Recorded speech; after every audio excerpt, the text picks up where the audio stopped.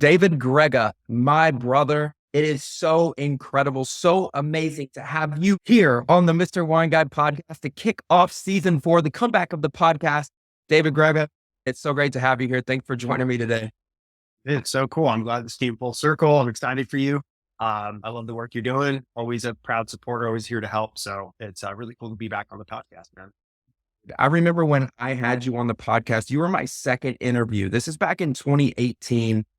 And when I look back on that interview, there's some things I want to tell you right now, man, that maybe I've mentioned it to you from time to time. Maybe I've shared it on Instagram or things like that.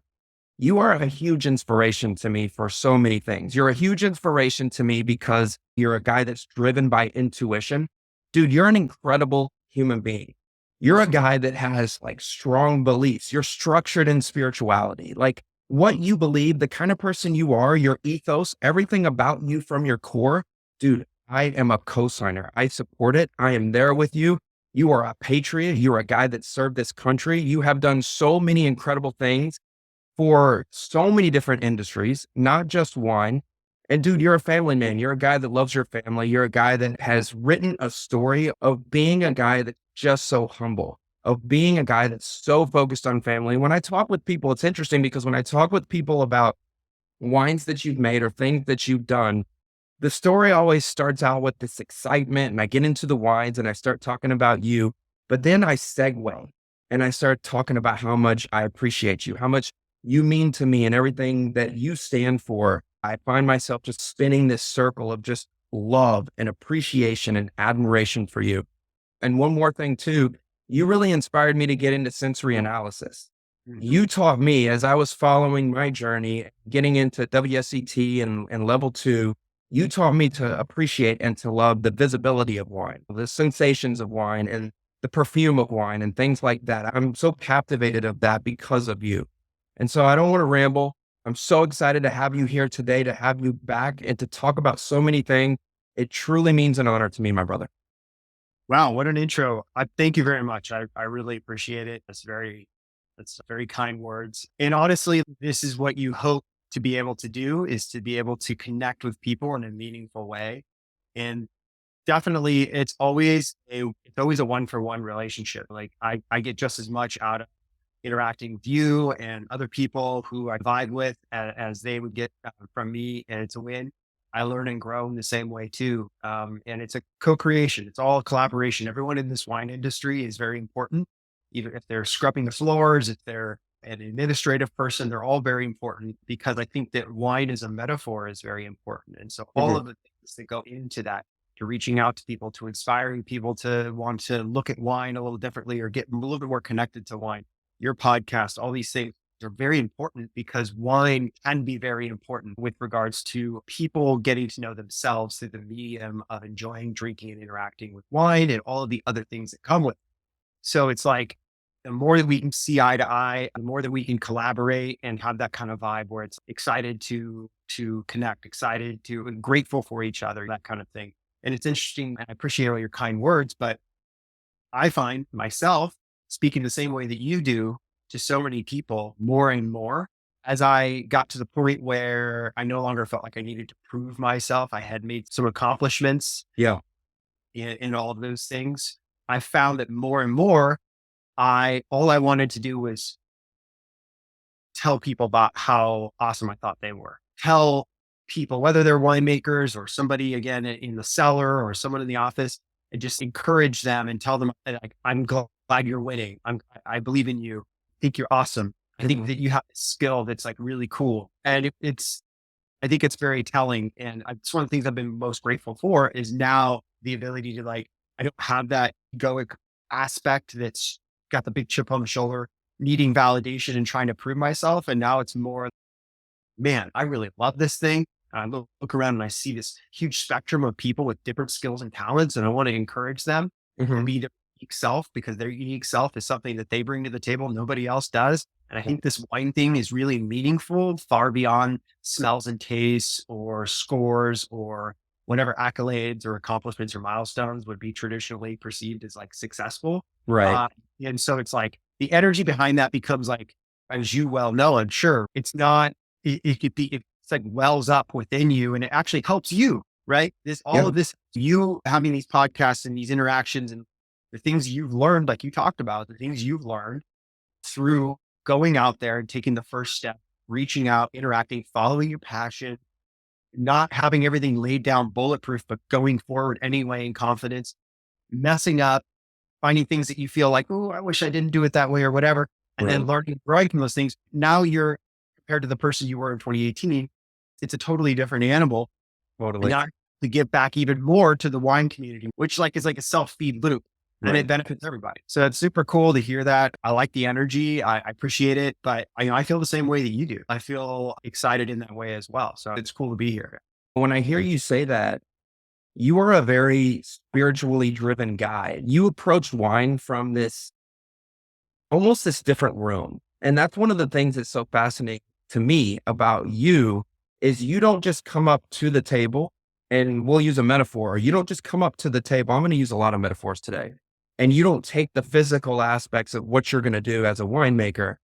This is almost a matrix kind of thing. You see the depth, you see the spirituality, you see the subconscious layers of making wine. And that's how you interpret wines. And that's some of the things that you respect. I think there's a spirituality to terroir, and I think maybe you can share a little bit about that later, but I think there's a spirituality that you bring to the table and that makes you such a good winemaker. And it is true, like what you said about coming from 2018, and I mentioned this offline, but I was listening to our interview, dude, and I wanted to just get an idea of where we were at. And I have grown a lot. And you can see bringing you back. I wanted to bring a few people back this season that were just going to fire, that were going to set the tone and fire on all cylinders and just crush it to bring back this podcast. I stepped away and bringing back this podcast. I wanted to bring this energy. I wanted to bring this subconscious layer, something that I know for a fact that you bring to the table. And listening to that interview, it was a little tough because I could see where my flaws were. But I look at myself now and I'm very humble. I'm not ego driven.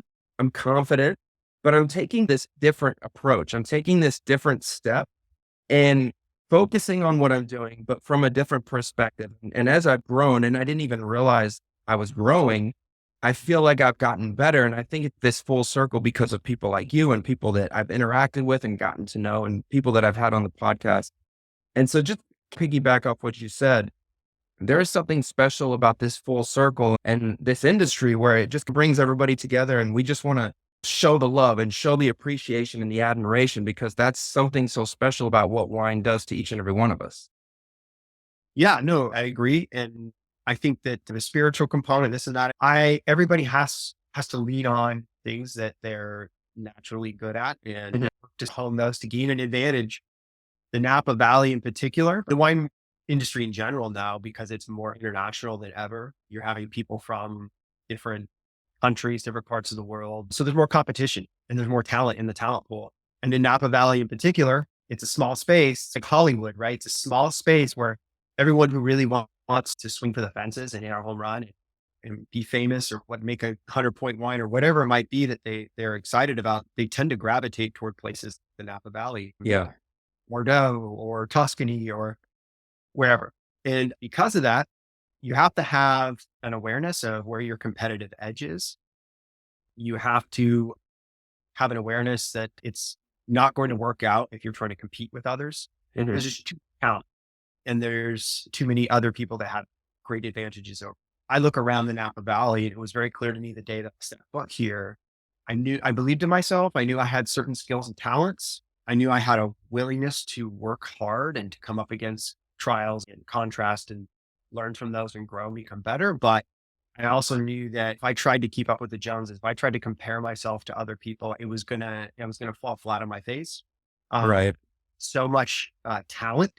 There's so much variety here, and it was motivating on the one hand, and on the other, it was scary. But I did have confidence in knowing that I had this idea that I had this awareness of the reality of things, so I wasn't going to be caught by surprise. Mhm. So my strong suit is being more intuitive. That's just how I've gotten by in the world. I just always had some kind of intuitive sense of things. I've always understood people. I've always had a great insight. And so I knew that I had to lean on that with regards to my pursuit of wine and winemaking. And so that's where it gets quasi spiritual. I think you get weird about the spiritual thing. But I think that for me, the intuitive, the sort of more metaphysical components that are rolled into the process of winemaking were something that I leaned on and I searched hard to develop. And I think it paid off in the long run. It's where I come from. It's my frame. The people think could be that they have a real great knack for chemistry. And that's obviously has a lot of application to winemaking. For me, I do view because of that, I experience, view, and try to share winemaking, the enjoyment of wine, all of those things through the metaphysical lens, through this extrasensory lens, because that's what I have found a lot of joy in. That's what I've found success in, and everyone's different. So I just try to offer that perspective up, and Right. people can take it, maybe integrate a little bit of it into their game to become the best version of themselves, and then. But that's where that sort of spiritual component comes from. I still have a lot of ego too. I'm very flawed. I still have a lot of personal work to do. I've Right. done personal work, but there's a long way to go, and I don't see that separate from winemaking. And nothing is a linear journey. The idea of linearity is a flawed frame as well. Quantum physics is slowly letting us see what we're begrudgingly accepting. And that is the fact that you cannot separate consciousness from reality. Right. It's like there's a static model of reality that exists, and then there's your perception and ideas. The two are completely interlaced. And so winemaking, guess what? The same thing goes for winemaking. So you can deny all you want the sort of metaphysical connection to wine and winemaking and the experience of enjoying wine and all of that. And wine is a metaphor, but it's still there. And so for those who want to try to understand, they should at least investigate that side of things and integrate that into their practice. Dude, I love how you drop so much knowledge and you bring so much to this podcast. And that's one of the things that I'm excited for, that we're going to get to talk about things today in this interview that aren't just face value. There's depth, there's meaning. And I think that you made a good point. You said there's people that bring this knowledge and this chemistry background, and that is super important, right? That's not my thing. I've never been great at math. I've never been great at science. So for me, if I was jumping into the scene, I would have done it a lot like you, because I would have been self-taught. I would have followed my intuition. And when you look at your story, if you've got the David Grega, so I'm going to jump into kind of where it all began, but if you've got the David Grega that starts here when you join the army, and then over here you have the David Grega now, I feel like this whole lineage of your story is 1000% based on your gut and your intuition. And I think that everything was put together or put in place for you to be able to follow that and to be able to pursue those things. But I think your intuition has gotten you to where you are today. And I think you are confident, and I'm confident in you, in the fact that your intuition and your gut is going to continue to be the thing that leads you. And that is your strength. And that is one of the things, like when people are listening today, I want them to understand that is such a huge component. And maybe that might not be somebody's like number one strength, but man, people need to lean in today. They need to really take what you're saying and maybe just take a little bit of that, take a little bit of the things that you're saying today, package it for themselves, stow it away, and put it in their arsenal and use that as they get better and as they grow. And I want to jump right in. I want to talk about your life growing up. You grew up in Seattle up until around the sixth grade. I think you moved to Sacramento. You played rugby. So talk a little bit about your life growing up. Talk about what inspired your family to move from Seattle to Sacramento. My dad was from Sacramento. He also went to Jesuit, right? And it was a high school in Sacramento. It's a Catholic all boys school, college prep school. And he went there, and that was his home. And so we always grew up hearing stories about Sacramento. We would come visit Sacramento a lot. That was like in the summertime, we would come to, you know. Mhm. And so he got an opportunity at the last minute to get a job as a physician assistant down in Sacramento, and he took it. And so we moved, and it was cool for us because we, again, visited all the time. We loved Sacramento. It was our home away from home. So it was like homecoming. We had always felt like that was home anyways. So that's how I ended up back in Sacramento. Yeah. And for us growing up, honestly, I grew up upper middle class. I had a blast. I talked to people in most people I talk to, I bring up high school, and it's, Yeah. for me, it's the complete opposite. I had the best time in high school. And I'm not, obviously I'm not Catholic now. I went to Catholic high school, but again, I grew up, I wouldn't say upper class, but I grew up in a privileged environment relative to most people. I was always provided for with everything that I could need and more. I had great opportunity to get a great education, so on and so forth. And then I also went to war right after that as a teenager and had that experience. And that gave me it woke me up in a lot of ways to the reality of things. It humbled me down quite a bit in that sense. And I learned a lot from that and I gained this new perspective. And so I don't know if I would have gotten into the wine industry if I hadn't been shaken up a little bit Yeah. and allowed myself to feel my way into wine. It felt good. It felt natural. I felt inspired and pulled towards it. And so I pursued that because of what I had learned from that harsh reality of war, which is that life is short and a number of other things. And it was like to be grateful for the moment, to open your heart up and try to experience life instead of trying to think your way through it all the time. And I think it goes back full circle to what you were just talking about, which is talk about intuition. It's not, yes, my intuition's driven me a lot. And I definitely have used that to go from one thing to the next. But my intuition and your intuition you'll find in life, if you really listen to it, will get you into situations that you in your mind and on paper are bad situations. And you might think that you're regressing or going backwards. But when you zoom out far enough and you look at your life, you start to see that the genesis of all the things that have made anything of substance within you or your life experience come from those moments that on paper and in your mind and in the moment seem absolutely awful and like failures. And so what I found is my intuition's got me into a lot of situations and I've had to face those things and deal with them and it says through those things and I've come out on the other end a better individual. And so I've learned that now when I face these type of situations, I take a pause and take a moment to, okay, how am I going to grow from this? How is this going to benefit me? How am I seeing fear or how am I experiencing fear and worry? And oh my God, this is awful now. And how am I going to have a different perspective later on once I learn and grow from this and somehow make something even better from it? So yeah, follow your intuition sounds very whimsical, sounds very Right. follow your intuition and people always think, oh, the spiritual path is to like navigate through effortlessly through life. I think the broader perspective, the lesson here is that point is to meet contrast and to have to deal with the emotions that come from that. And then to gain from that a larger understanding of, oh, like everything is okay. And eventually it all leads up to having to face the ultimate fear, which is the fear of death. So all these little things eventually will bring you to face this idea that you're going to die. What does that mean to you? No matter what you do, no matter how many victories you have in life, you're going to die. What do you think about that? What does that mean to you? That's the ultimate problem.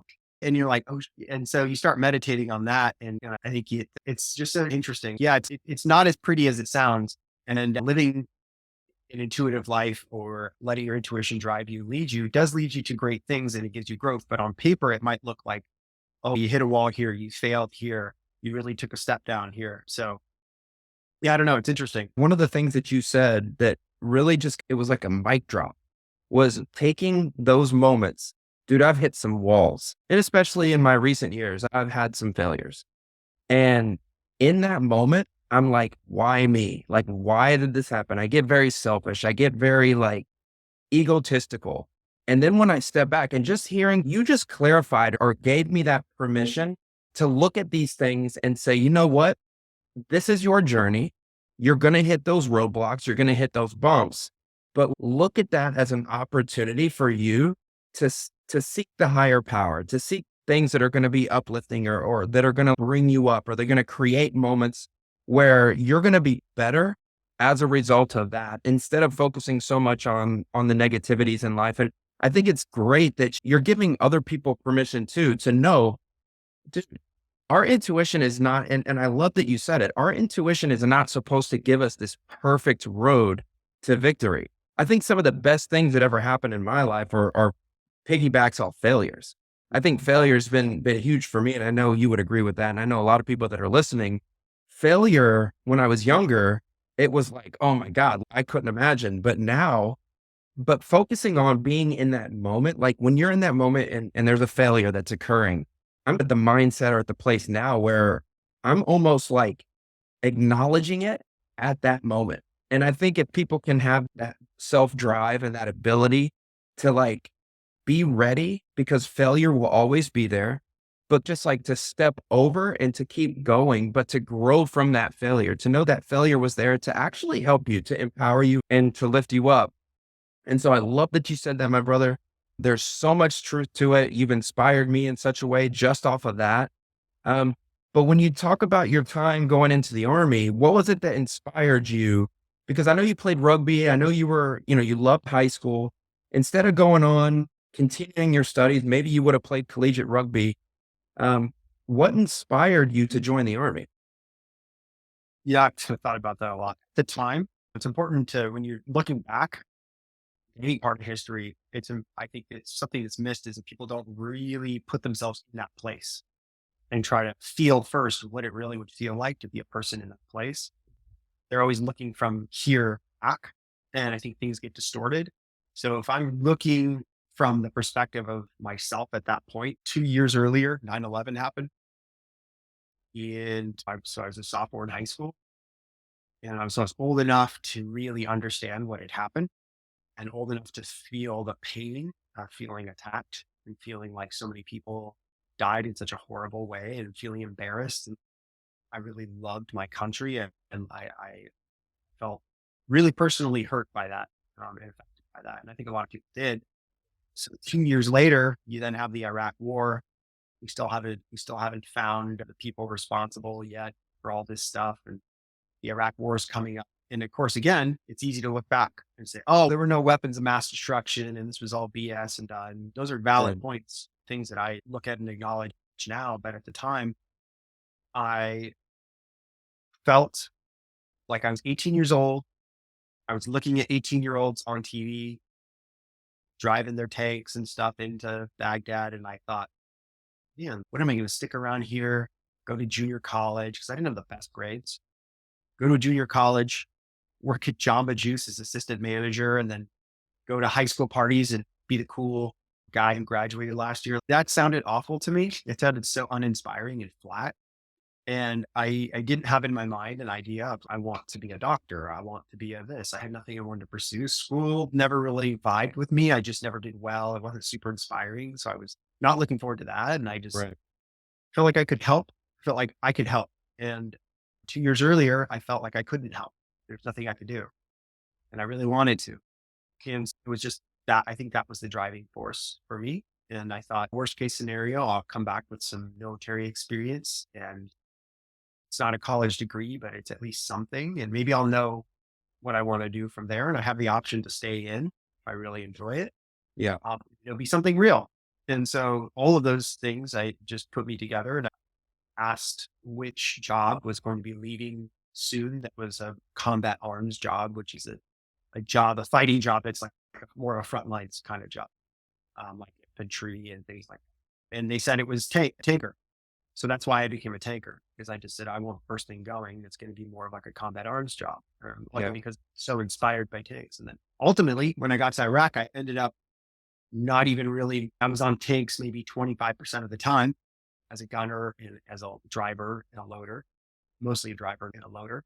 But I was on Humvees as a machine gunner most of the time. I was a dismount on a Bradley fighting vehicle attached to an infantry company for a few months.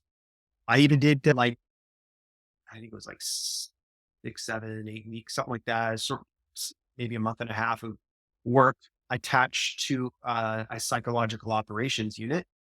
They think they were under the umbrella of this special forces group. So they were separate from us, but they were operating in our area and they were smart enough to know that people who are in that area every single day develop a sixth sense and intuition about what's going on in that area. And it was a dangerous part of Baghdad at the time.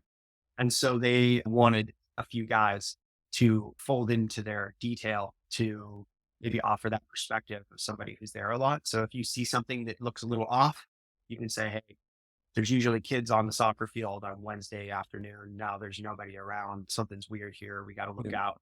And so they were going to be conducting psychological warfare in our area. And I got to ride along to that and participate in that a little bit. And that was cool just to see, like, to just for that short amount of time. So a lot of cool, interesting experiences happened there. And I don't know. I learned a lot, a lot.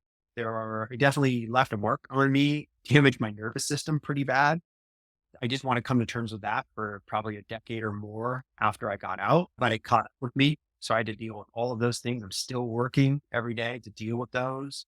So that's just a part of my experience. I don't feel bad about it. I appreciate it for what it's taught me, but it's presented a lot of challenges. But that was what I was looking at going into the whole.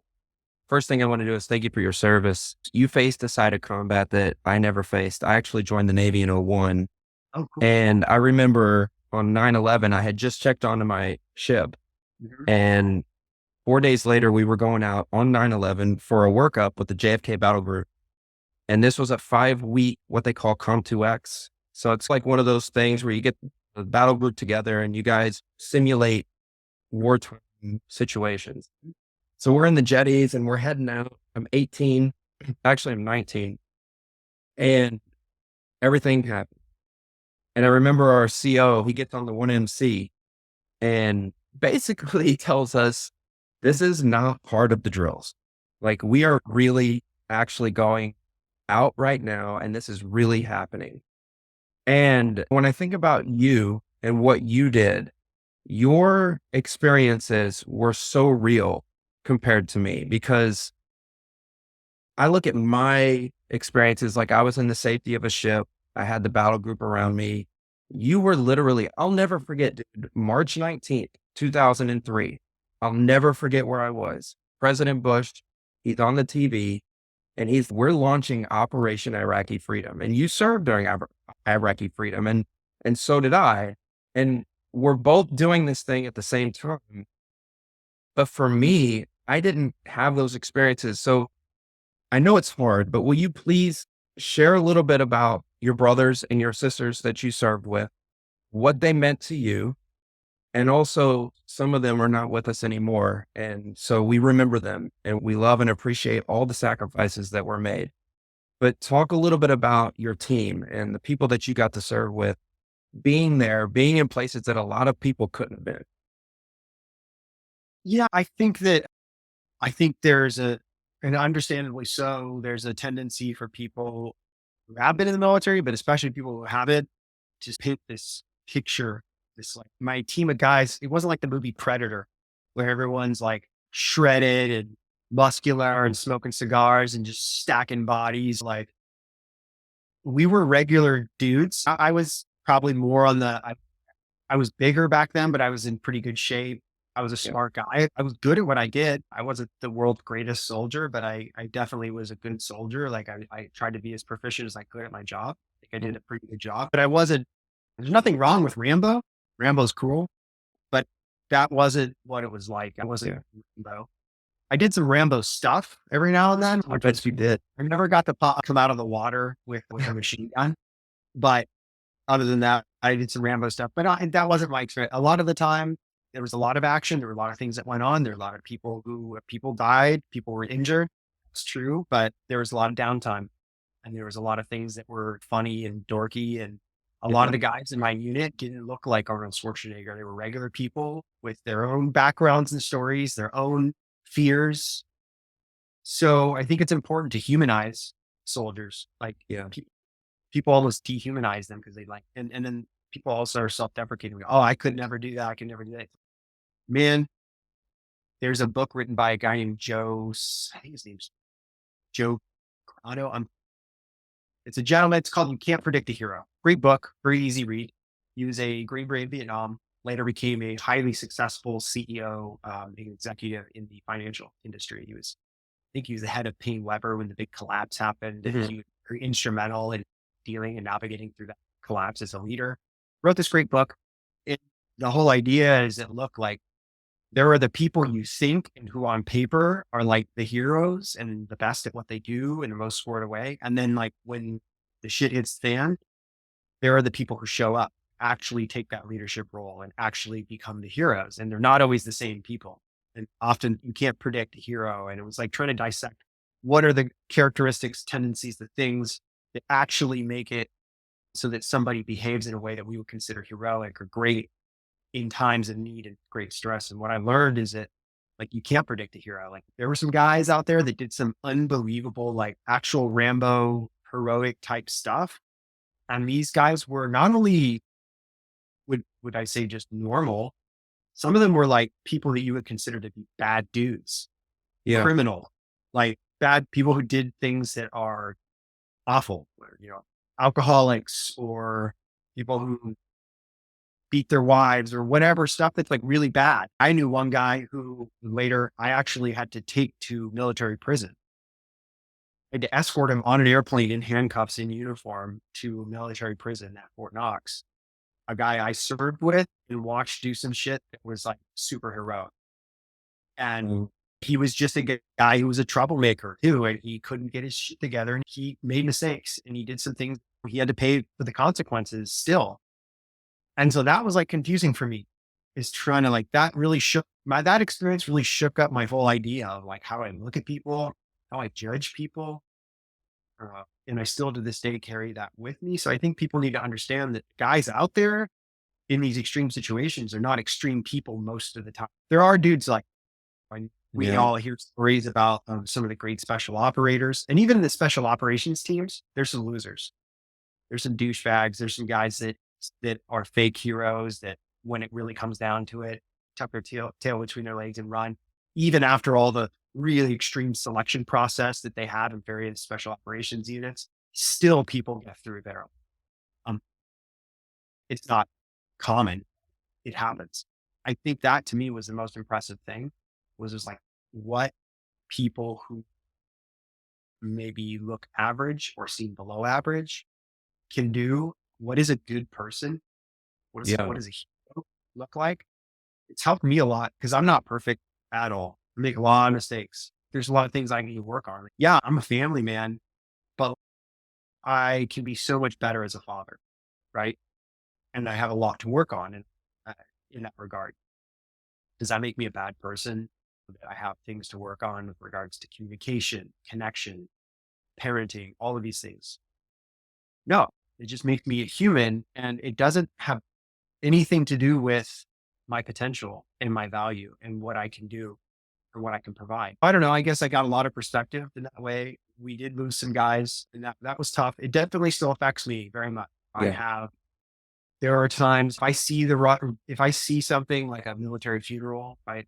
I'm flipping through YouTube or something and something comes up like a flyover at a funeral or 21 gun salute or something, just water comes shooting out of my eyes. It's the exorcist. That's not even a conscious thing. It's just, you can tell there's a lot of stuff that's deep within me that was really hurt. The point is, I was 19 years old in these situations and I saw these things and of course had to bury them deep down and drive on because you still had to go out on patrol the next day for Yeah. over a year. So you repress all these things and then you think everything's good because you're smart, understand mentally what was going on and why things happen. But there's a part of you that's really hurt. Like when a child who doesn't have this perspective and awareness of an adult of living life, right? A child's moving through the world. It's like the first time somebody's really awful to a child. He physically pushes them down or steals something from them or tells them that they suck or something. And you can see the look of a 3-year-old who's being told this. It hurts them. They're really sad deep Yeah. down inside. In a way, it's like such their innocence is lost. And in a lot of ways, that as a 19-year-old, I was so sad by what I was experiencing because even though I knew about these things, I watched movies, I understood the concepts of war, I gone through basic training. When you have human beings who are flesh and blood, who were a little baby at one point in time, who even the worst of them had moments where they felt love for somebody most of the time, unless you have total sociopath or something, which does happen.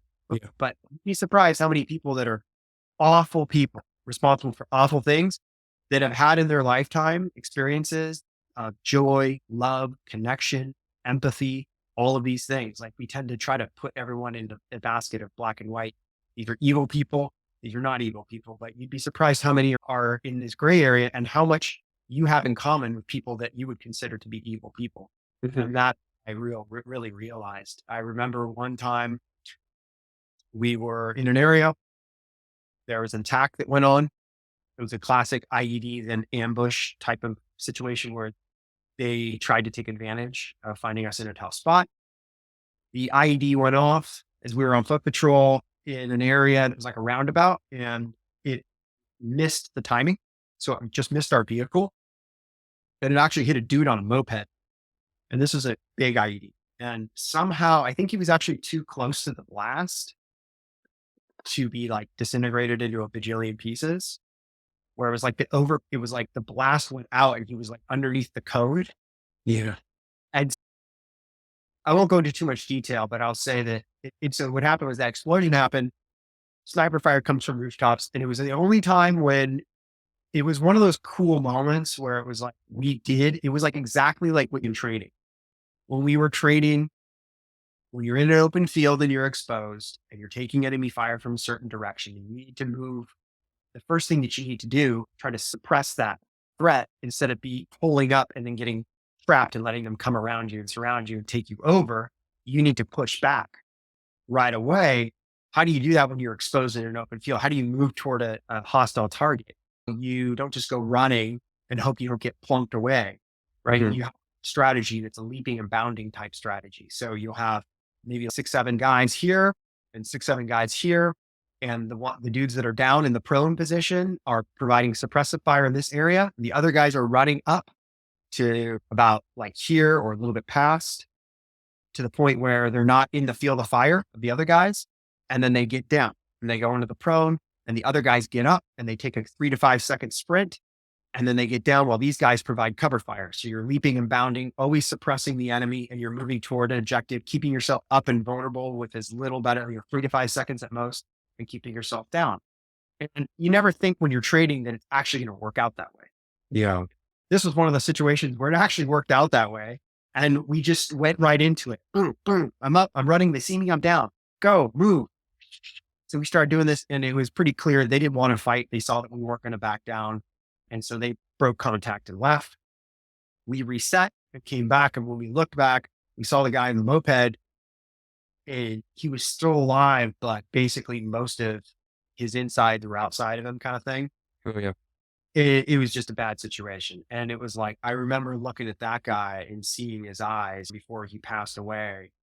And it was like, it was very interesting because I felt his entire lifetime of like stupid little experiences.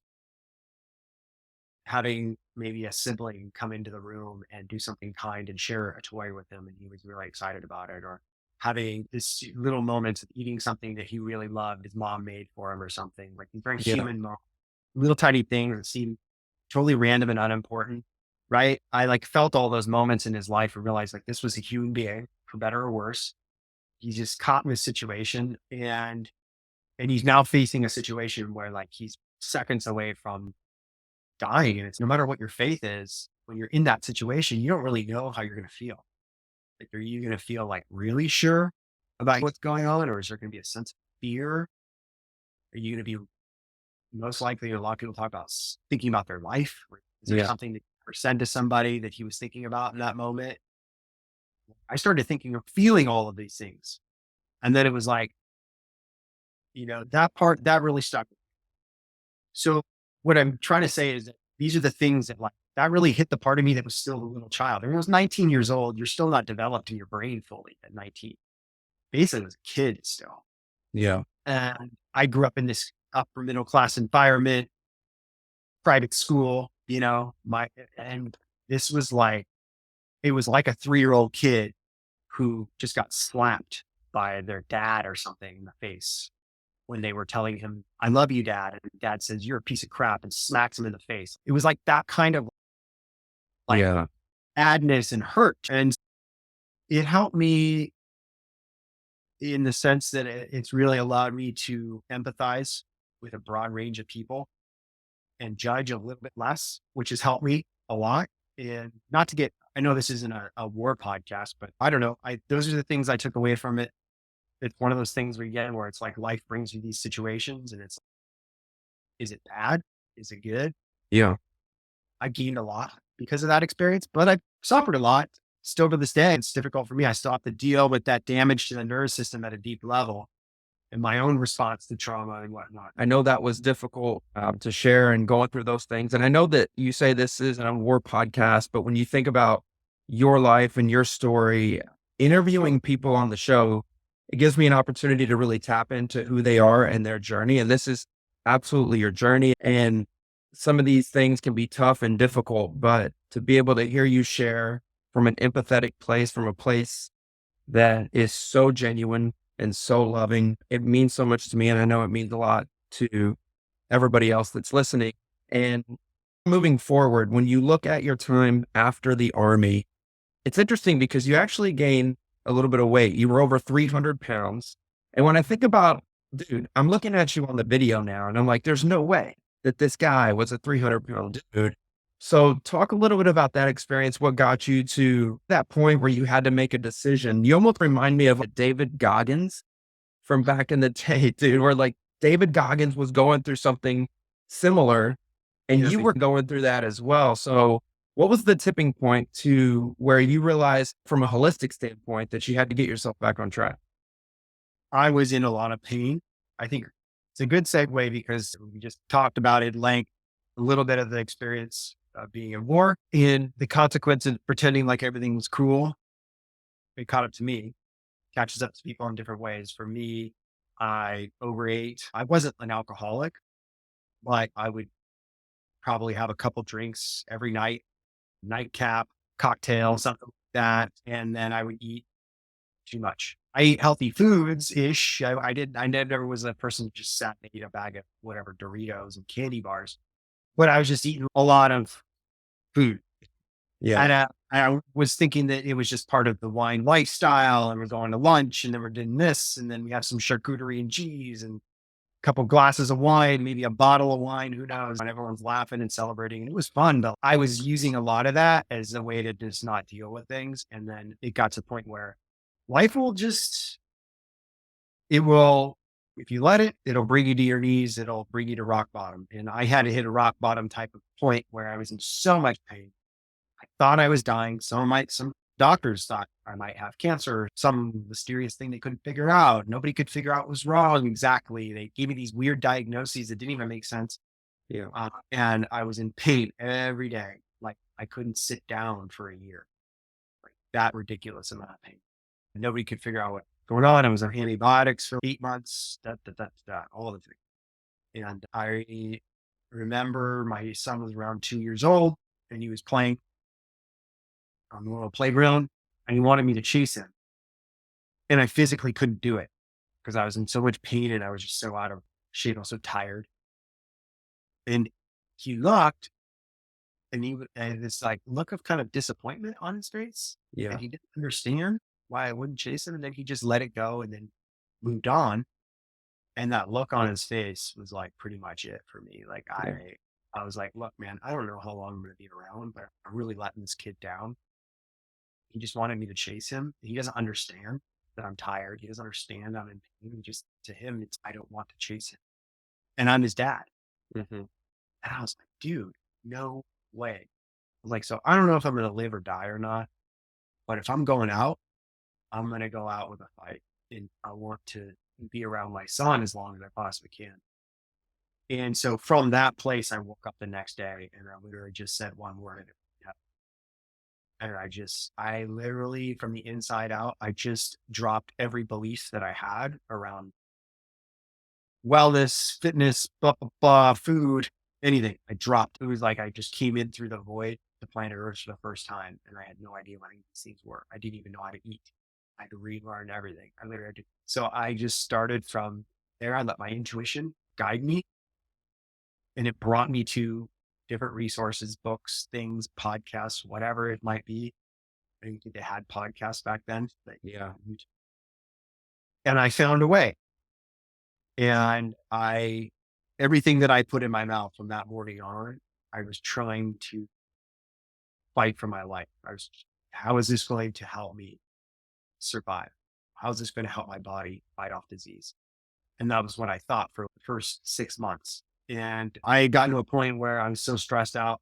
I was grinding my teeth so bad that I had cracked a bunch of my molars, and I'd Yeah. actually bent my jawbone out a little bit. And so the VA sent me to San Francisco to a specialty clinic, and they actually had to Botox my muscles here and here in my jaw just to keep it from damaging things and give me like a special mouth guard and stuff. And so I got Botox in my head and jaw muscles, and I couldn't chew. I would chew and I would get exhausted from chewing, and I Wow. just barely do it. So it was like that coincided right at the same time as the next thing I can only eat protein shakes, and just I couldn't eat the volume of food and this types of food that I used to eat before. And so I just started losing weight. And then once I lost a little bit, like 20 pounds, I felt, oh, I could do this. And I just kept trying to eat healthy things, try different things. And I've tried everything from everything. Like literally, I even didn't do vegan, thank God. Yeah. Not a big Yeah, me proponent of neither. diet, but I did like a vegetarian thing for 2 weeks in plant-based protein and all this stuff. And I did keto, I did carnivore, I did higher carb, whatever the hell, I did it all. And then I basically have all these little things, these strategies. I did intermittent fasting for 6 years, all these things. And I have them now as tools in the tool belt, and I can deploy them each day depending on what I need. And that's that's what's allowed me to stay healthy. 60, I was 166.6 pounds this morning. The lowest I ever was like 161. And I had gotten almost too good, like intermittent fasting and the way I was eating and being able to hack things so that even if I was only a little bit hungry in a calorie deficit, so I could actually I could maintain a calorie deficit really easily. Yeah. Because I had these little hacks, and I was too good at it, and I was layering too many tools, and I was to the point where I didn't need to lose weight. And I actually had to retrain myself to eat Yeah. more because I was so good at losing weight after 6 years of going through this process of dropping from 315 down to 167 pounds and then staying. My proudest accomplishment is actually being able to stay in a healthy zone, keep things stable for years. It's been 6, 7 years now that I've been able to just keep a steady in between 164 and 170, right in that range there. Well, dude, first of all, shout out to you for such an incredible accomplishment. I've found myself in those types of situations personally. I've done 75 hard a few times. And for me, my toughest part of being where I want to be physically, looking the way I want to look, is the maintenance. And I find myself doing these kind of 15, 20-pound yo-yos. And I won't eat bad food like you said, but I'll just overeat. I'll have a couple of cocktails, or I love wine, obviously. We're on a wine podcast.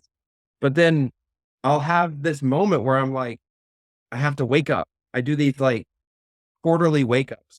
And I don't like that, dude. I want to have that better relationship. And so you hearing it from you and feeling this inspiration from you gives me the gives me the permission to just stay focused, create those everyday boundaries instead of having to go off the wall and then come back and go off the wall and come back. And I want to jump in and talk about wine, dude. And we talked a little bit about all the things that have gotten you to this point. But let's start with Carlotta Cellars. So Carlotta Cellars is a brand that you and a buddy started when you were in song school. I feel like you met this guy. And this was focused on Rhone varietals. And when you think about the David Grega today, I wouldn't think of a Rhone guy. Like as far as winemaking, I would think of a big California Cabernet guy.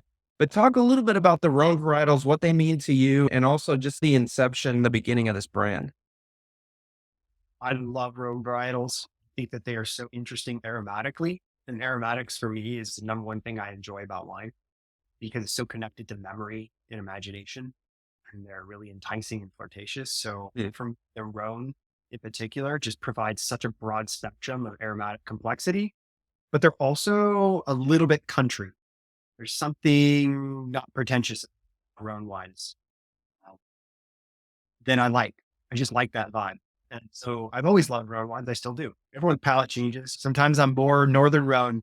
This year, I'm all about Northern Rhone. I love Syrah. I love I want some Hermitage. I want some Crow's Hermitage. I want a good San Josef. And sometimes I'm like, I just want Southern Rhone blends. I want some Chateauneuf. I want Grenache and Yeah. old vine Grenache. Good, bro. Head trained right above the rocks. And that's what I want. And so that's okay. Your palate changes. I really like all kinds of wines, but I've always loved red wines for that reason. And honestly, it was an economic thing. We were 22 years old, I think, when we started that brand.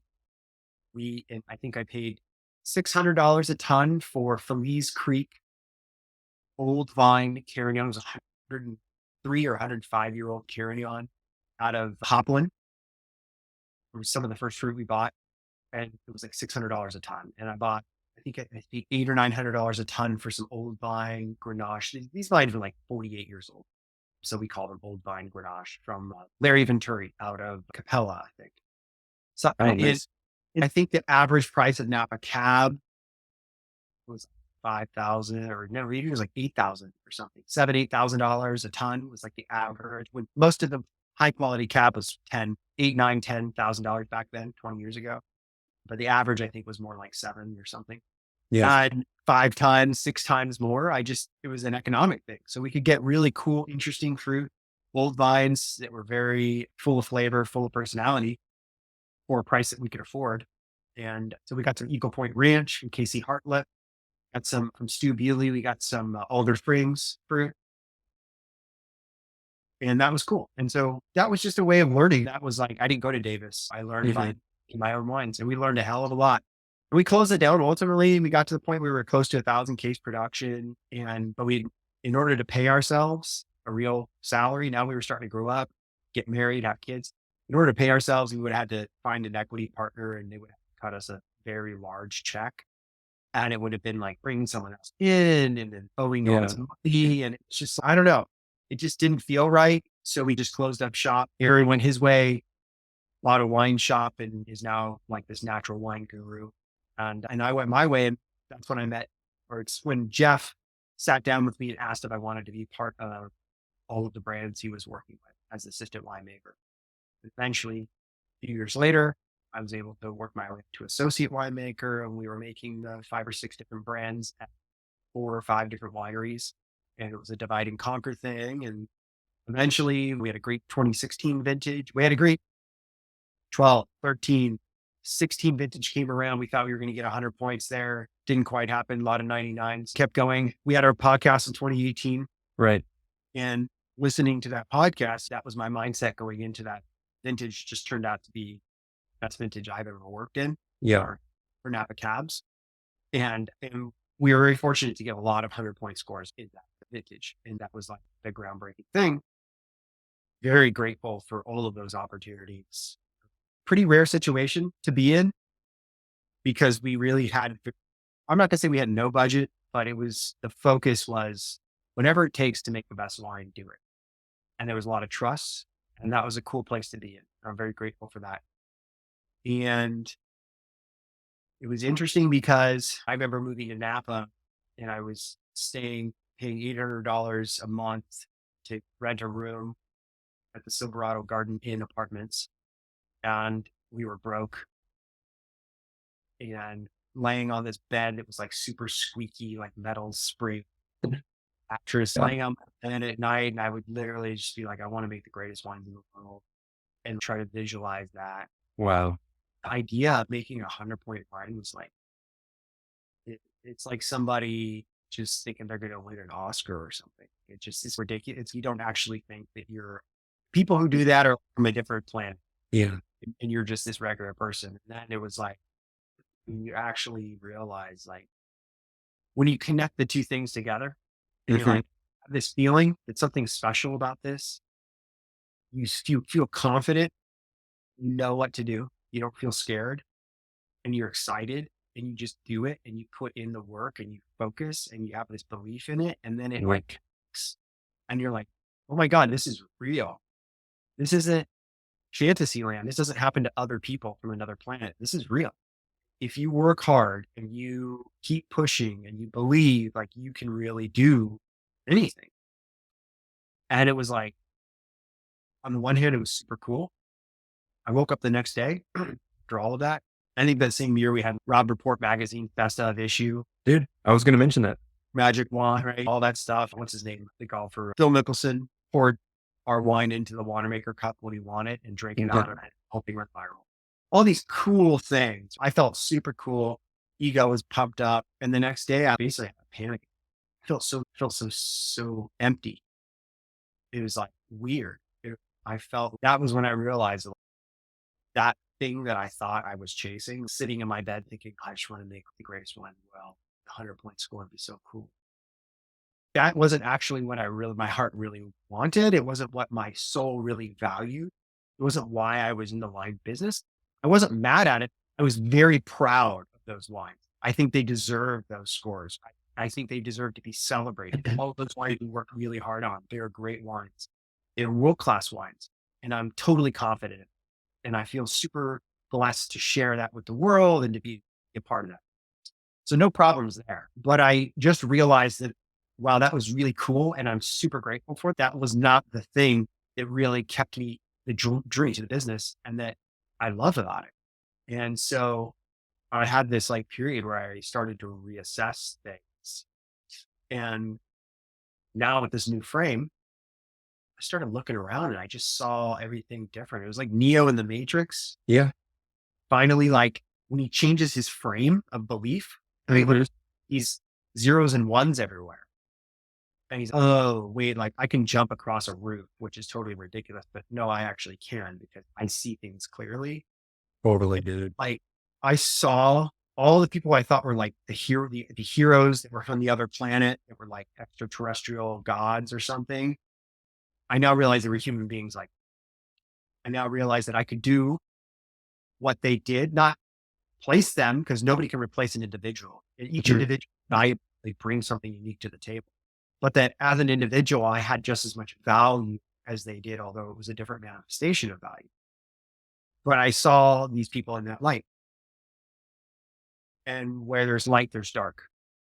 So I also saw this new dark side where it was like, it's like when you first time you figure out that your dad isn't really a superhero. Yeah.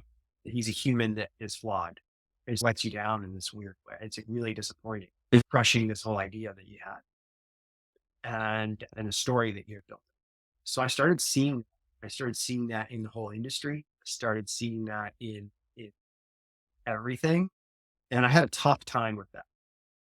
I was feeling conflicted and I was trying to figure out, what am I missing here? Doing something wrong? This doesn't feel right. Just what is it? And then there were a lot of external forces that happened. Nothing's a coincidence.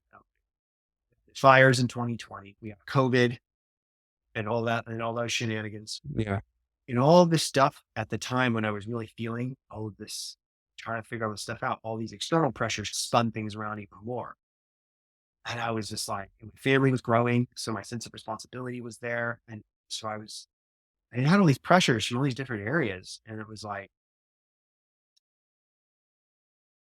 I couldn't quite put my finger on what I needed to do. But all of that kind of led to me feeling like I needed to retreat back in and become more of an entrepreneur in the sense that I needed to be a little bit more alone and in charge of my schedule, my destiny, the things that I could create. And I wanted to have like ownership over the intellectual property and the creativity. And I didn't think that I could do that because I have such a high bottom line, having a big family, living in an expensive area like the Napa Valley, having a great job. I was paid well enough to live in the Napa Valley and support a family and all of that. Right. And do well. It was like never crossed my mind that I would ever leave something like that, or that wouldn't be the path that I would go on. And I would try to just start all over again. Mhm. But all of these things, the external things, the internal strife, and it was like life. And you talk about our intuition and sort of the flow of things. You pulled it right now. I'm gonna bring it up. Yeah. So I was resisting everything and I was feeling like a victim and I was angry and I was like, been trying to puff myself up. It just was not feeling right. And I felt disappointed. Like I felt like I could serve in such a more powerful way, but I didn't feel like I had the strength to do what it took to put myself in that position because I was too scared of what if I can't afford the rent? What if I fail? Or can I come back? There was an egoic part of me that didn't want to look not cool in front of all my peers and friends who I respect a lot and who I don't want them to think bad things of me. I want my friends or the people I look up to say kind things about me and say, man, you're great and be supportive. But guess what? That's not how the world works all the time. And that's me needing validation. It's not healthy. Yeah. So it was like, and again, it was like when I had all that weight and I was not in pain and I was so stubborn that I got to the point where I was like, I'm going to die. I had to see my son disappointed because I was like, I had to put myself in this rock bottom type situation. I would not say that I hit rock bottom, but I was feeling those pressures again from all directions inside out. And it was like life was telling me that I needed to shatter some realities and some frames. And it was freaking scary. And there was this little bit of like light that was in there. It's like a dark room.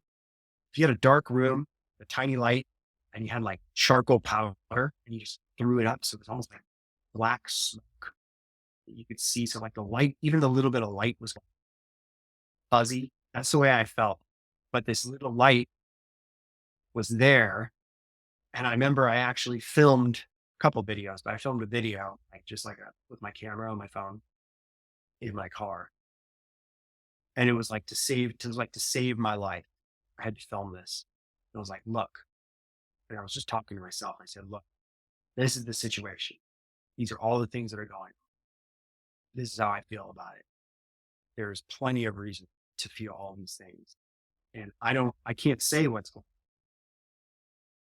on, but I am speaking on behalf of that small life that's in it is, it knows that everything's going to be okay.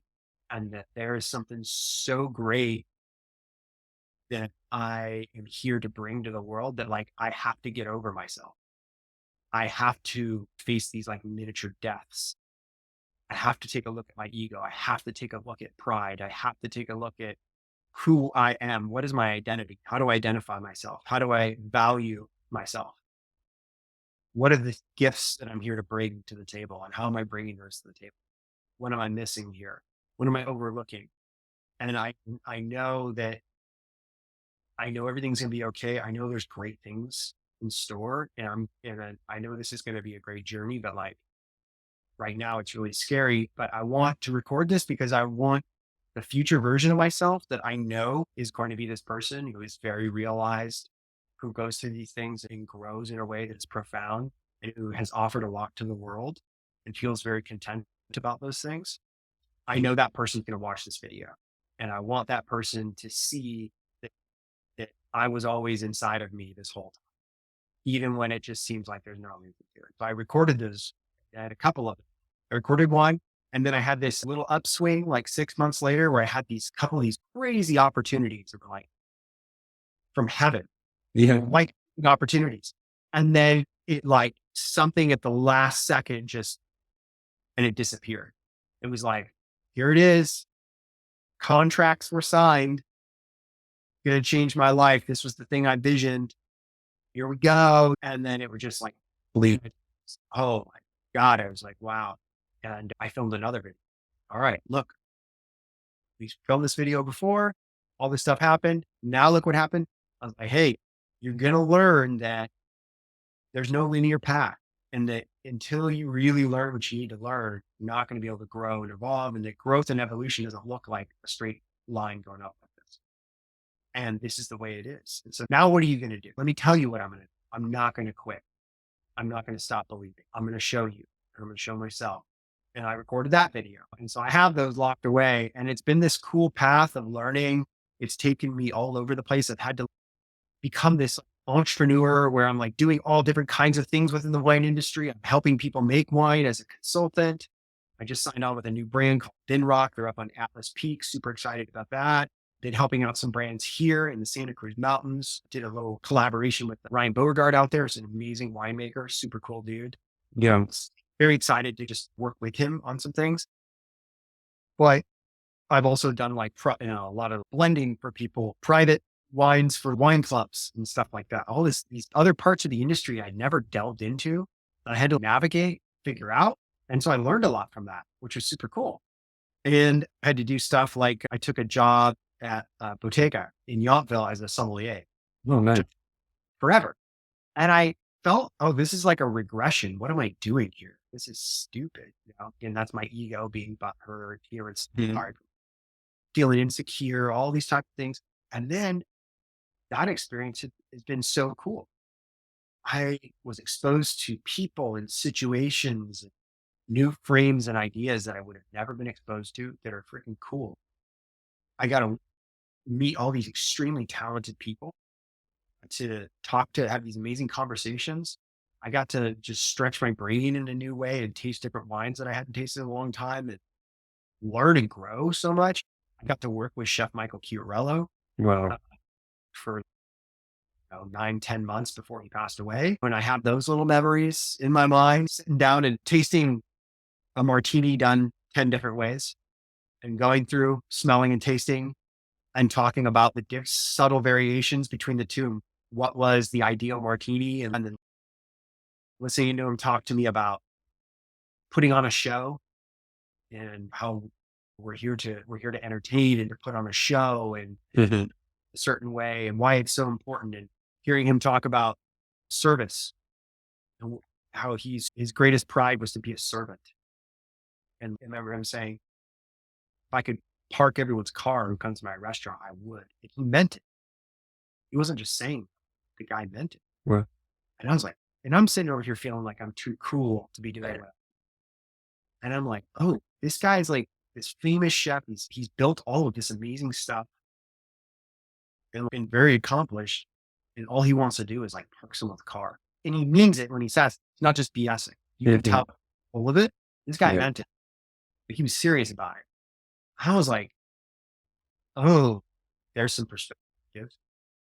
Wow, it's helping me see myself in a new light. There's some things I need to change and let go of here to grow, really rethink what I think of as success, what I think of as opportunity, all of these things. And so all of it's been very interesting.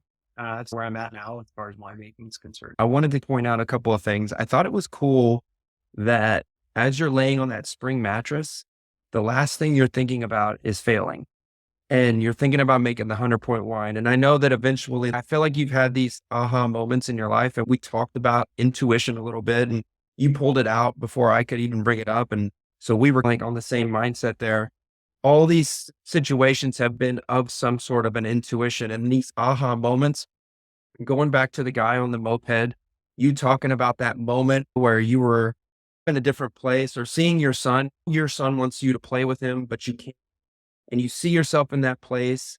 And these are all transitional situations. And you see yourself in that place where you get the 100-point wines, or you start making all these incredible wines. And then all of a sudden you see everybody different. You talk about the Matrix and Neo and the numbers and all that. There's all of these circumstances though, where you've been able to capture that moment and know that maybe there's a pivot, maybe there's something that you can continue to like work on or be better at, or maybe you can continue to focus on, or just being in that intuition though. I think that's the key. And I think as we get older, one of my goals is I always want to see the intuition in the moment, because I think sometimes my human necessity is to feel bad or to let my ego get in the way. I want to be able to know that I'm in that intuitional moment. And so I thought it was cool. Like when you were like laying on the bed, you're thinking success. And that's just a testament to you, dude. And you've had all these key experiences, which you pointed out, which have allowed you to know in that moment that maybe you didn't realize it at the time. Maybe it was a subconscious thing, but everything is working for you. Everything is not working against you. Everything is happening for you. And that navigation, you talk about all the navigations and the videos that you made and the things that you've done to be where you are now, consulting, and you got to work with Jeff Ames. You talked a little bit about that. As we're getting to the end of our conversation today, I want to talk about something with you that I think is important, and it's about your ability to be an incredible taster of wine. You're an incredible blind taster of wine. And I've seen a video where you share how the interpretation of tasting wine is almost identical to the interpretation of meeting a stranger. And when you meet a stranger, basically, like the point to it is you don't have to be a sommelier or you don't have to be this incredible winemaker to be able to interpret wine because of the correlation that there is with actually tasting wine and meeting someone. So if you want to briefly just share that, because I found it very interesting and it's give people permission to be a little bit more confident as they taste wines moving throughout their journeys. Yeah, exactly. So what you're talking about is this concept I call personas, like a kind of, I don't know, proprietary method of intuitive sensory analysis. Personas, I think, is important and powerful, kind of really because of the same reasons you just described, that it allows people who are not so-called experts to take power back in their life and be able to approach, enjoy, understand, and share wine like with confidence and in a way that is allowing them to share how they feel about it, what their experience is, what they like about these things, to make an assessment about the wine in Right. confidence without needing an expert to validate them. It gives the power back to the person. It helps them realize that they are already more connected to this experience than they really think that they are. They don't need somebody else. And it's not to say that sommeliers and wine experts aren't necessary or valuable. I think they're very valuable. But really, winemakers, sommeliers, all these people, what they are is to the general public who's interested in wine experience, so on and so forth. These people are permission slip writers. That's all. Yeah. So all they're doing is writing permission slips to people. Here, now you can experience this wine in a way that is powerful and profound because I just gave you permission slip to. But personas and the personas method of sensory analysis will, done right if practice and utilized correctly, will allow people to write their own permission slip, right? And that's self-empowering. And that's great. And that helps everybody in the business, right? Mhm. So the nuts and bolts of it are, like you mentioned, it is reassigning how we interpret the things that we feel and what they mean and how they relate to a qualitative assessment of wine and a high quality assessment of wine. And so you would trust yourself, for example. Most people who are adults, they've lived enough life where they've had enough experiences and they have consciously and subconsciously built these senses and triggers and ways of knowing and understanding things very quickly when they meet people. So you meet people and every person is slightly different. And there are a lot of things just by the look in somebody's eye, by what they're wearing, by how they're presenting themselves. You're already making all of these judgments and assessments that are based on data that you've received and information you've received in the past. And then you're reconfirming those as you interact with them. And every second that you interact with them, you're running those against your preconceived notions and your past experiences. Most of this is subconscious. And it's checking off things and drawing algorithms that want you closer and closer to an assessment about who is this person? What is this interaction about? Am I in danger? Should I investigate more? Is this a high quality person, low quality person? You're you're able to see, you can tell when somebody is talented, but something's off. They're tired. They're maybe not in sync with themselves right now. Something's wrong. Right. You can feel on sense when somebody is pretending to be more of an expert than they are, and they're really trying hard, Mm. or they have some insecurities that they're hiding. And you also know when you meet somebody who is just this pure, raw, flowing talent. They're in their flow. They're being genuine. It's a magnetic kind of feeling. You can tell when there's quality in there. They're confident, but not cocky. They are easy. They're natural. Everything they say and do flows. They can Mhm. wear an outfit that would look stupid on somebody else, but it looks great on them because they're so in touch with themselves. They're so comfortable in their own skin. They don't need validation, right? You start to, you're like, wow, this is a high quality person. I'm attracted to this person, right? So those same sensors, most of them subconscious that you already have and use every single day, you can use when you experience wine to draw a conclusion and qualitative assessment about wine instead of, and I call it that inside out as opposed to outside in, which is like the UC Davis, the Quartermaster Sommeliers, the WSET, the Master of Wine methods of sensory analysis, which are from the outside in. You make observations, you funnel things down. Because of those observations, you come to a conclusion and an assessment. And then you speak about wine based on that funneling. Whereas with personas, what you're doing is your experience of wine and you're allowing the imprint of that emotional experience of, for example, when you smell something, when you look at something, you smell it and you taste it. Yes, there are aromas. Yes, there are tannins and acid. There's something else that is not aroma, that's not flavor, that's not tannin or acid. There's like a sense or a feeling or how the wine is expressing its personality. Does this wine feel jovial? Does this wine feel bright and expressive? And it's, hey, I'm here. What's going on? You might taste one wine that has that feeling, right?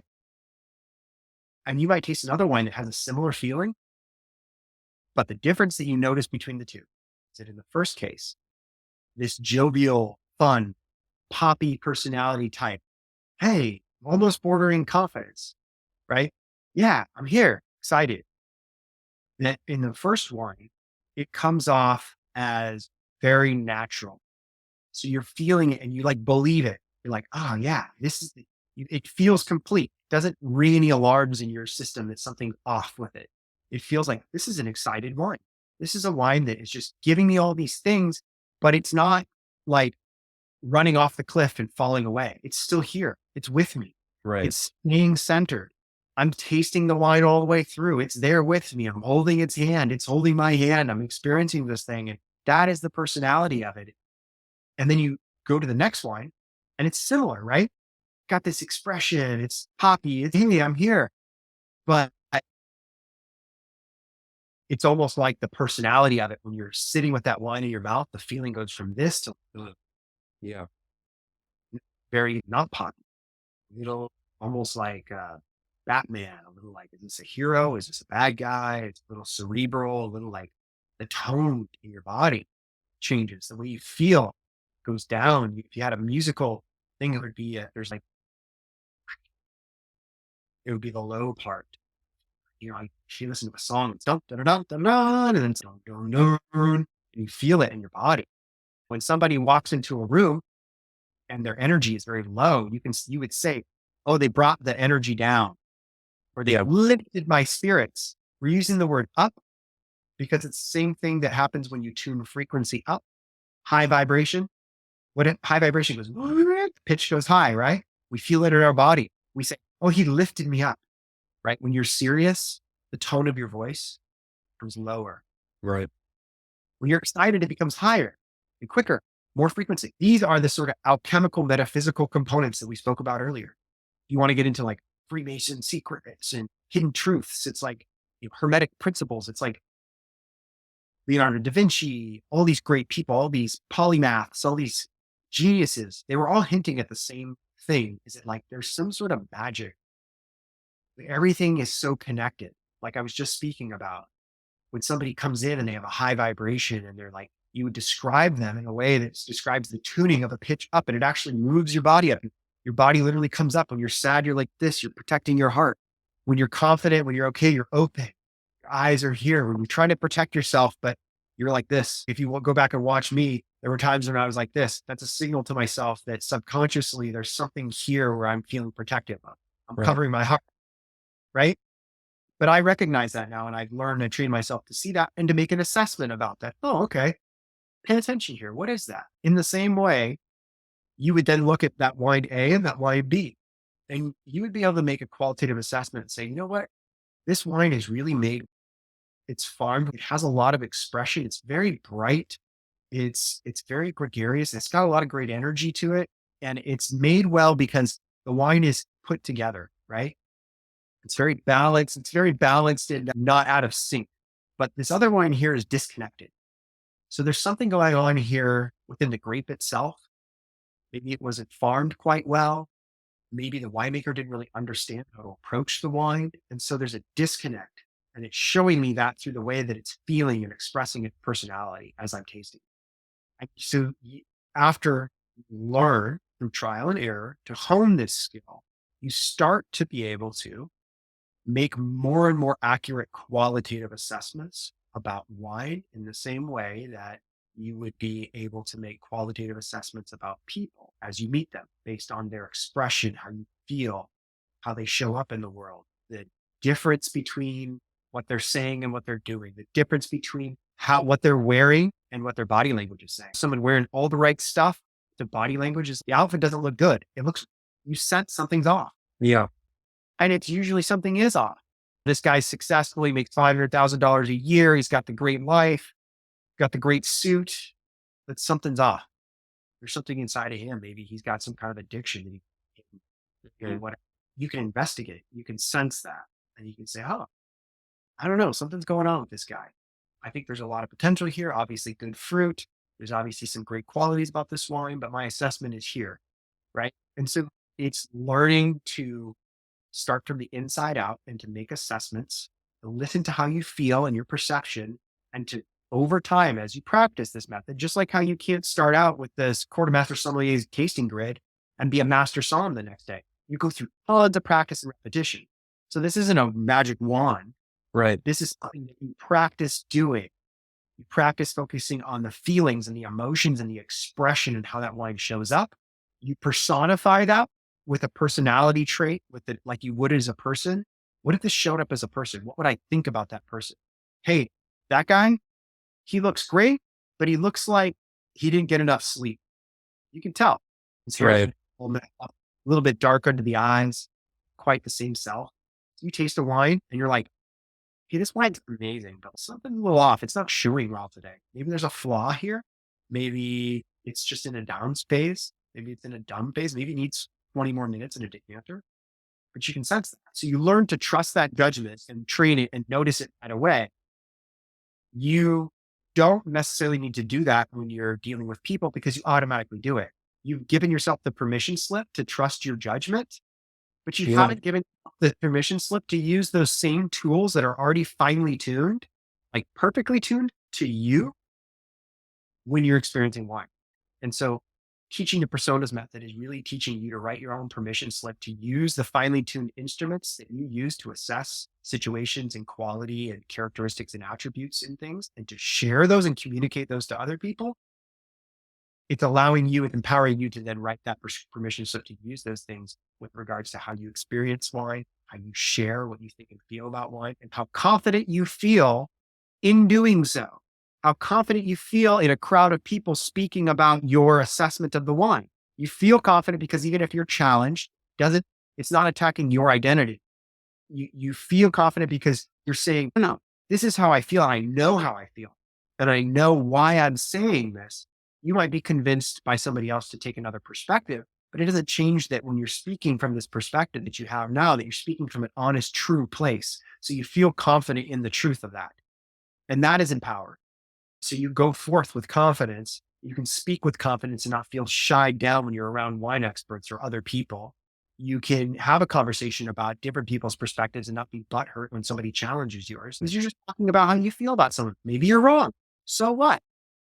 But you can speak with confidence about things and you can learn and grow. And Dude, you paint the picture so perfectly. And it's so incredible hearing your mind, just hearing you take what's in your mind and illustrate it and teach.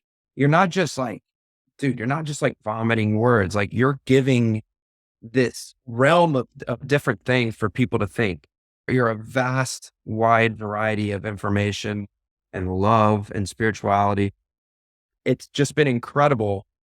Please share with me and share with everybody. How can people find you? How can they learn more about you with your consulting, find you on social media, and just get connected? yeah, right now, Instagram is probably the easiest way. It seems to be that just about everybody has an Instagram these days. Right now, Instagram is the best way to get a hold of me. I have a personal page, which you're welcome to follow. And that's at Warrior Grega, Grega, Warrior Grega. And I have a more business wine related page that's at Grega Wine Consulting, Gregawine Consulting. And obviously that's more focused on the wine consulting aspect of things. So for now, yeah, those are probably the best ways. But yeah, other than that, I had a website. I'm gonna redo all of that. So I'm working on that right now. But that's probably the best way. You can look me up on Facebook. I'm on there. Not as much, but I'm on there. I have some content out on YouTube. I've done a little bit of a podcast I'm taking a pause on because I want to kind Mhm. of I got a few other ideas and trying to make it better. But that was called Decanted with Dave Grega. So if you go on YouTube and you look up Decanted with Dave Grega, there's I think 670 episodes on there with great interviews and stuff. So yeah, I'm going to be trying to release. We talked about personas. I'm writing up a course, and I'm going to try to make some videos and sell it as an educational course, like a Okay. course kind of thing, like a master class kind of thing. So I'm working on that right now, and I'll probably have some other products that are going to come out that are related to like wine education. That's amazing. I'm going to link all that in the show notes. And I was going to tell you about the podcast. Hey, man, it's never too late to bring the podcast back. You know what I'm saying? Yeah, I know. I definitely have plans. There's a couple little things I need to get. Like I need to get a new computer and really dial in the audio and just get a little bit more of a setup going. Mhm. Joel, just a few little things. And then once I do that, I'm going to go back into basically 2.0. And I got a lot of great guests already that are in the wait. So I'm excited. Dude, my last question for you today, thinking about the way that our conversation flowed and all the things that we were able to talk about and the depth of what we talked about, it almost seems cliche. I did want to ask you though, real quick, as far as spirituality is concerned, how do you think spirituality in general, not just from a wine perspective, but just from a human being, has allowed you to be a better winemaker, but more importantly than that, has allowed you to be a better husband to Lindsay and to your family, just a better man in general? How would you put spirituality there as far as getting the credit for the guy you are today? In short, I believe that literally that all is one. I believe that if you go far enough, that eventually you see that we're really like different cells in one body. Mhm. And with that in mind, as I'm experiencing all these things, I don't believe that there are any accidents, even when things seem really awful or difficult. That could be within my relationship with my wife. If I'm having a hard time or feeling or coming into an argument or a contrast or something, and I just feel really bad about it. I have an awareness, I guess you could say because of spirituality or just whatever you want to call it. I have an awareness that this is not happening by accident.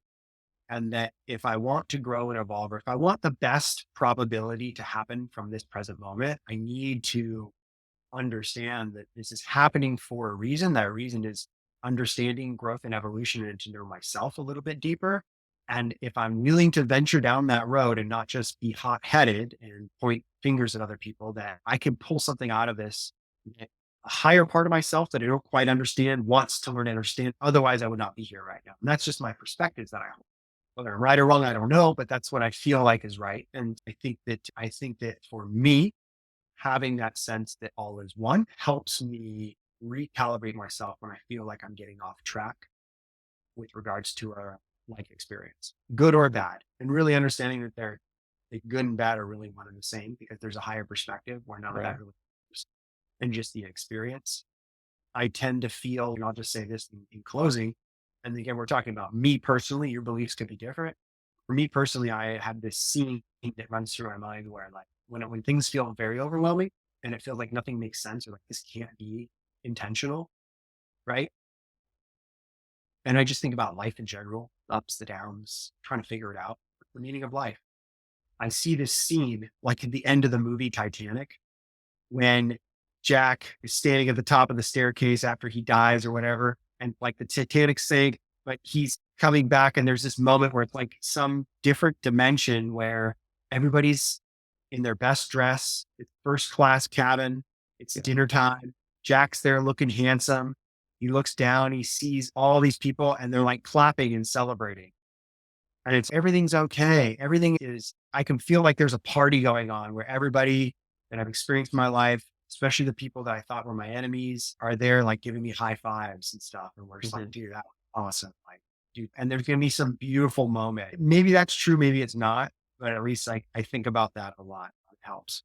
You just allowed me to not make a big deal out of things sometimes because, first of all, making a big deal out of one thing to somebody else they may be like, I would give anything to have that problem in my life.